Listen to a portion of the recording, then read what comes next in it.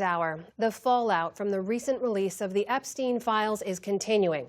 His longtime associate and convicted child sex trafficker Ghislaine Maxwell declined today to answer questions from a congressional committee in a closed-door deposition. Maxwell, who was subpoenaed by the House Oversight Committee last year, said she was invoking her Fifth Amendment right to avoid self-incrimination. She appeared by video from a prison camp in Texas where she's serving a 20-year prison sentence for sex trafficking and other crimes. Maxwell's deposition comes the same day lawmakers were given access to view the unredacted files. That includes two congressmen who led the congressional push to release the Epstein documents. That's Congressman Thomas Massie and Ro Khanna. It has exposed people in the highest levels in technology, in finance, in real estate. It has exposed the establishment and monarchies in other countries. So our push is how do we expose this and have accountability, not how do we score political points or have retribution. Our Justice correspondent, Ali Rogan, has been tracking all of this and joins us now. So, Ali, let's start with today's developments. What did we learn? There were a number of actions today that really were efforts to pierce through this shroud of secrecy that still remains around many of these documents. We did just hear from Congressman Massie and Khanna. They said they've seen the names of 6 men whose names were redacted in the public version that they were able to see today, who they said would likely be incriminated by their inclusion in these files. They did not name the 6 men, but Massie said one was a U.S. citizen, one is a foreign national.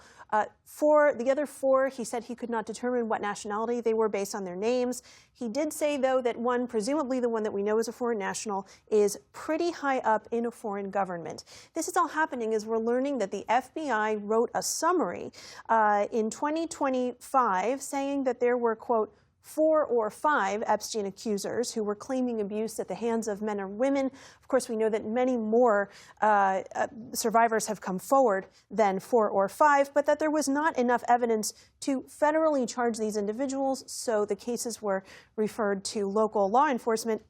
Meanwhile, as you mentioned, Ghislaine Maxwell pleaded the Fifth today during her deposition before the House Oversight Committee, but her lawyer did say that she would, quote, very much like to answer questions if President Trump grants her clemency. He added, quote, both President Trump and President Clinton are innocent of any wrongdoing. Ms. Maxwell alone can explain why, and the public is entitled to that explanation.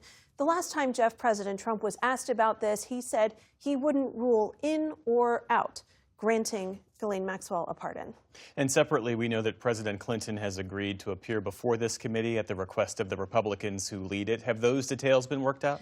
That's right. We know so far that former President Clinton and former Secretary of State Hillary Clinton are slated to sit for separate, closed-door, videotaped interviews before the depositions before the House Oversight Committee. But now Bill Clinton is saying that he does not want that deposition to be videotaped, but that he would participate in a public hearing that people can watch in real time. But House Oversight Committee Chair James Comer said today that this is the way that he's conducted all of the depositions in this investigation so far. And he told us today that Hillary Clinton's is scheduled for February 27th and Bill Clinton for March 11th. And there is an international aspect to this because you have U.S. allies that are dealing with their own version of the Epstein scandal. How is this landing overseas? Very differently. There seem to be far bigger consequences for political leaders in the UK than there are here in the United States. The fallout in the UK centers around Peter Mandelson, who was serving as the UK ambassador to the United States. He was appointed to that role by Keir Starmer. Police are now investigating Mandelson for alleged misconduct in public office tied to emails he sent Epstein in which he shared government information. Mandelson maintains he did nothing criminal, but the fallout is already centering around Prime Minister Starmer. He's facing calls to resign, including from members of his own party. Already, his chief of staff and communications director have resigned over this. And today he met with members of his own Labour Party, presumably to try to shore up some support. Also under police investigation is Andrew Mountbatten Windsor, King Charles's brother. The king said today through a spokesperson that he, quote, stands ready to support the investigation and that, Jeff, his thoughts remain with the victims. And yet no such reckoning stateside. Why? That's exactly right. And it's really, although we should note that just being mentioned in these files is not a suggestion that there was any wrongdoing, right. But the split screen that is playing out between the political crisis in the UK and business as normal in the U.S. is really striking. And that's as new details are coming out about President Trump and Commerce Secretary Howard Lutnick's connection to Epstein and things that they have told investigators. We now know that Lutnick had even more social interactions with Epstein than had previously been revealed. We covered that last week on this show a little bit. Now we know that Lutnick and Epstein both signed documents to invest in a private company on the same day, and they traded cordial messages for years about Manhattan real estate. Lutnick invited Epstein to a fundraiser for Hillary Clinton in 2015.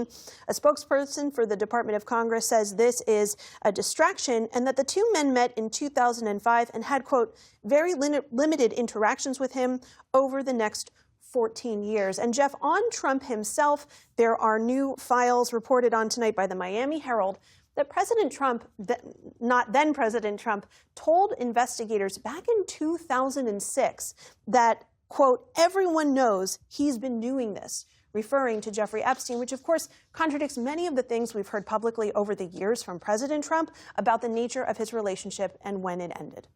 So much to track, and yet we can't lose sight of the survivors. What are they saying about all That's exactly this? right.